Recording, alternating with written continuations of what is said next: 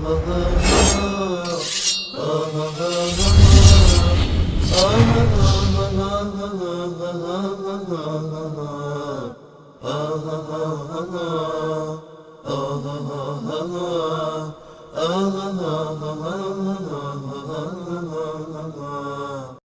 سلام علیکم. الو سلام عرض می‌کنم. علیکم السلام و رحمت الله و برکاته. شبکه وصال حق. وصال حق. بفرمایید خودتون رو معرفی کنید، از کجا زنگ میزنید؟ سلامت باشید. ببخشید من یک دو سه تا سوال داشتم. میشه خودتون رو معرفی کنید؟ ازتون میپرسم. میشه خودتون رو معرفی کنید؟ میشه خودتون رو معرفی کنید؟ محمدی از تایباد. آقای محمدی از تایباد. آقای محمدی، اول در مورد کلیپایی که پخش شد اگر اظهار نظر بکنید، بعد انشالله سوالات شما را میگیریم. من حقیقتش همین الان با برنامه‌تون همراه شدم، یعنی اصلا ندیدم کلیپا رو. میشه بفرمایید در مورد چی بوده؟ یکی از آخوندا بود میگه که ثواب یک بار یا علی گفتن بهتر از 1000 ختم قرآن است. یکی از کلیپ ها. بله من حقیقت با این حرفای آخوندا که اصلا حقیقتش اصلا به هیچ عنوان موافق نیستم در هیچ زمینه. شما شیعه هستید یا سنی؟ بله؟ شیعه هستید یا سنی هستید؟ من شیعه هستم، ولی خب نه به اون شیعه‌ای که خدمت شما عرض شود تشیع صفوی. من یعنی آدم معتدلی هستم، یعنی تا به حال الحمدلله اصلا هیچ وقت نشده که به اصحاب پیامبر بد بگم و بهشون احترام میذارم. اما چند تا شبهه داشتم میخواستم اگه میشه جواب بدیم. اولیش سوال اول من در مورد اینه که آیا باید تمام اصول دین و تمام مثلا چیزهای مهمی که بالاخره باعث تفکیک بین ادیان میشه، خصوصا فرق اسلامی بین فرق اسلامی مثلا مثل شیعه و سنی، حتما باید توی قرآن اومده باشه؟ مثلا خب اگر توی حدیث اومده باشه چه اشکالی داره؟ مثلا مثل همین امامت، خب اگر چون حدیث صحیح هم بالاخره مثل قرآن برای اهل سنت، خب چه فرقی بین حدیث صحیح و چه فرقی بین قرآن است؟ یعنی شما همیشه تاکید میکنید که باید اصول دین حتما باید توی قرآن اومده باشه، یعنی میشه دلیلتون رو بفرمایید؟ باش. سوال بعدی؟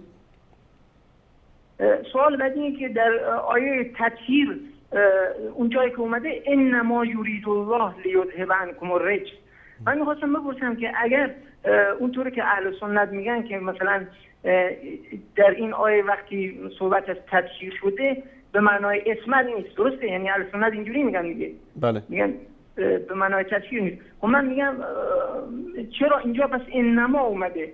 یعنی خواسته خدا یه جوری مثلا مقید کنه، یعنی بگه فقط من میخوام اهل بیت رو تطهیر بکنم. اگه تطهیر به معنای خدمت شما عرض شود به اون معنایی که توی آیه وضو اومده باشه، خب اینجا نیازی نیست که انما بیاره خدا. میخواستم همین دو سوال اگه میشه جواب بدید. خیلی ممنون، متشکرم. تشکر از شما. فقط این سوال آخریتون، یعنی چه ربطی وجود داره که انما در اینجا ذکر شده و به معنی این است که ائمه معصوم هستند؟ انما که میاد توی آیه به این جور معنی میشه که فقط خدا میخواد اهل بیت رو تطهیر بکنه، درسته؟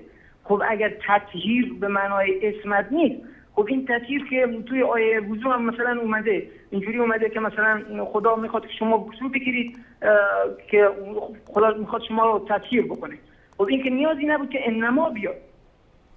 یعنی این تطهیر به معنی اسمت رو شما از کجا آوردید؟ میشه دلیلش رو بگید؟ خب اتفاقا من دارم همینو میگم، اگر به معنای اسمت نباشه، خب اینجا نیاز نبود که انما بیاد. ببینید وقتی تطهیر ساده هست، چیزی که برای همه تحصیل حاصل هست، یعنی برای عموم افراد هم میشه حاصل بشه با یه وضو، خب چرا اینجا مثلا مقید شده انما فقط برای اهل بیت این تطهیر اومده؟ ببینید اگر شما مقید بکنید خودتون دچار مشکل میشید. ما بر فرض محال همین حرفی که شما میزنید رو قبول بکنیم، این انما مقید است به همین اهل بیتی که براشون این آیه نازل شده. اونا کیا بودن؟ میتونید اسمشون رو بگید؟ والا من یعنی در کل با نظر اهل سنت موافقم، یعنی من فقط یه شبهه برام پیش اومد، می‌خواستم اینو برام حل باش کنید. چشم. عموما اگر نگاه بکنیم واقعا نظر اهل سنت خیلی خدمت شما شاید یعنی به ثواب نزدیک‌تره. باشه، من در این مورد بیشتر صحبت میکنم ان شاء الله. تشکر از تماس. خیلی ممنون تشکر میکنم. خدا نگهدار. خدا نگهدار. خدا نگهدار. ببینید، اگر ما اون انمایی که شما میگید که حصر تطهیر در این افرادی هستن که این آیه در موردشون نازل شده، اینجا میشیم دچار اشکال. چرا؟ من اگر دیده باشید در برنامه گذشته که صحبتی داشتیم با یکی از بینندگان، موضوع بحث همین بود که شما میگید که این حصر هست در علی و فاطمه و حسن و حسین، دلیل هست برای 4 نفر، استدلال میکنن برای 12 امام. پس چگونه 12 امام رو داخل میکنید در آیه‌ای که در مورد 4 نفر نازل شده، در مورد فاطمه و علی، حسن و حسین رضی الله عنهم اجمعین؟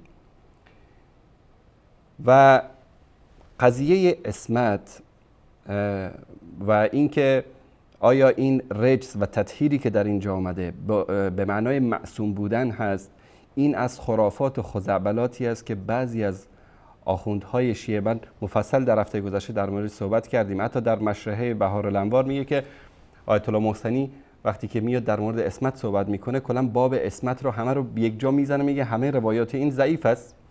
بعدش میگه که اصلا قضیه اسمت در قرن سوم به وجود آمد، یعنی قبل از اون علمای شیعه یا کسانی که به اصطلاح به عنوان رؤوس شیعه معروف بودن هیچ وقت ادعای اسمت نکردن.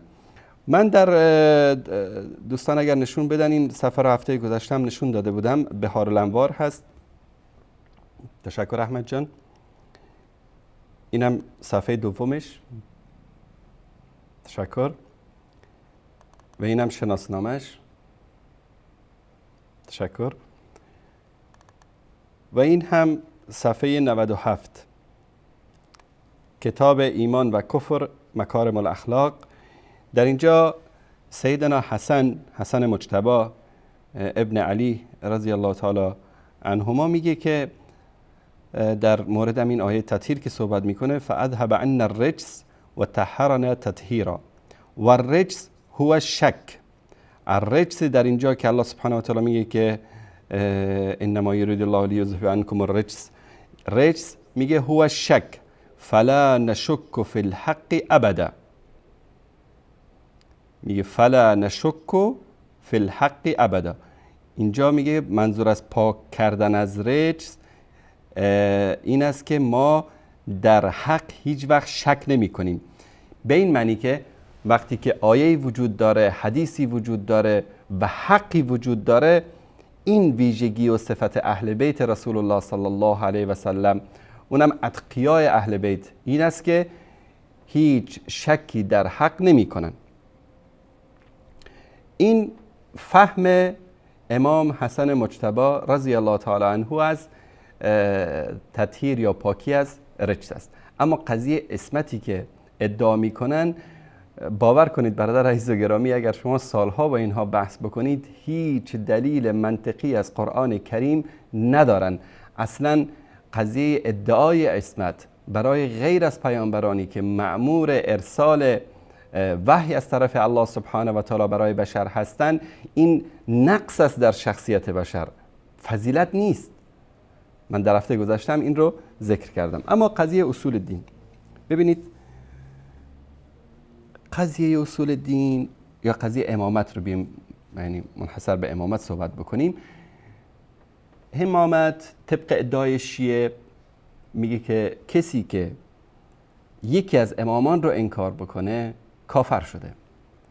امامت موضوعی به این مهمی که مسئله کفر و ایمان است، در قرآن کریم، کتابی که خیلی از چیزای پیش پا افتاده زندگی ما رو در اون ذکر کرده. شما تصور بکنید حتی مسائل مثلا امور عادت ماهانه خانم‌ها رو ذکر کرده در قرآن کریم، قضیه روابط زناشویی رو ذکر کرده، قضیه غیبت و دروغگویی و نمامی و اینا رو ذکر کرده، مسائل خیلی پشه رو ذکر کرده در قرآن کریم. حتی مسائلی که شاید در زندگی انسان یک بار یا دو بار بیشتر اتفاق نیفته در این قرآن کریم ذکر شده. آیا یعنی با عقل سالم جور در میاد که مسئله امامت، مسئله به این مهمی در قرآن کریم به صراحت ذکر نشه؟ اگر امامتی وجود داشته باشه و در قرآن کریم به صراحت ذکر نشده باشه، این به این معنی است که علیاذ بالله الله سبحانه و تعالی به این وسیله، به وسیله ذکر نکردن امامت در قرآن کریم، سبب این همه اختلاف و دو دستگی بزرگ در بین امت شده. و اما وقتی میریم رو احادیث، حتی در احادیثی که شیعه دارن در مورد امامت، هیچ روایت صحیح و سندی در مورد اثبات امامتشون ندارن. صحیح ترین روایتی که دارن در این باب که همیشه ادعا میکنن، روایت لوح فاطمه است که 12 امام اسمش در اون ذکر شده. و این روایت ما در یکی از برنامه حجت بی حجت ثابت کردیم که این روایت بغیر از اینکه سندش 1001 مشکل داره، متن روایت هم مشکل داره. در یک روایت 12 امام، در یک روایت 13 امام. وقتی شما میید این روایت ها رو با هم جمع میکنید و تعداد امام ها رو میشمارید، تعجب میکنید که به جای 12 امام شما 13 امام در این روایت میبینید. اما در نزد اهل سنت در مورد 12 امام یا 12 امامی که شما بهش اعتقاد دارید، هیچ روایت صحیح در این مورد وجود نداره. تشکر از شما.